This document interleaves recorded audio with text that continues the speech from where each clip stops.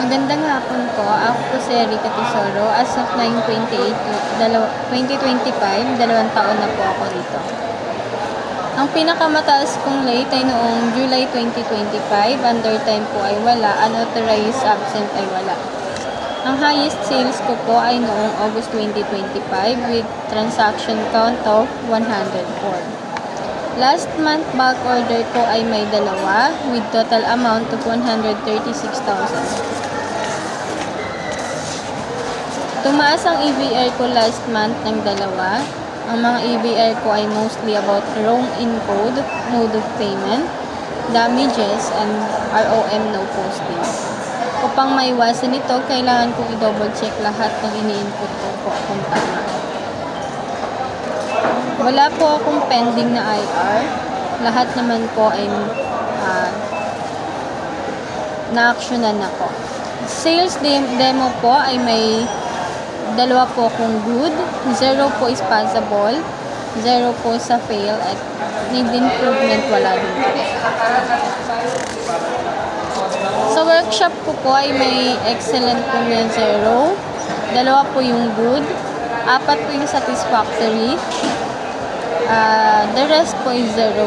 May improve ko po ito sa pamamagitan ng mas pag-aralan pa po ang mga assigned slide ko po. Ang quiz ko po ay 6 out of 6. Good po ako sa jacket topic. Karamihan po ay excellent. Sa co-worker review ay may average na 2.80. Good po ay 7. Passable po is 3. 0 po sa 4. May improve ko po ito sa pamamagitan ng pagiging on-time po pumasok at mas maging flexible pa po sa mga gawain. Positive comment po sa akin ay masaya kasama, problem solver, disiplinado, focus sa trabaho, good service provider, porsigido, masipag, matyaga, maayos sa workspace, mabusisi at mabusisi. Negative comment po sa akin ay mareklamo. General comment po ay matulungin at matyaga sa trabaho at higit sa lahat masipag at good sales.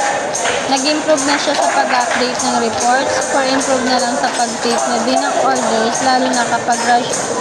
Always coordinate to production team para iwas stress na din. Overall, okay naman po. Time management and matutong magsabi sa buong team na mga plano na makaka-apekto sa team. Self-awareness ko po, ang dapat ko pa po i-improve ay ang punctuality ko po. At yun po ang sinisikap ko pong mabago. As of September po ay wala po akong late at sisikapin ko pong magtuloy-tuloy po. Happy naman po ako sa mga nabanggit po sa akin. Salamat po.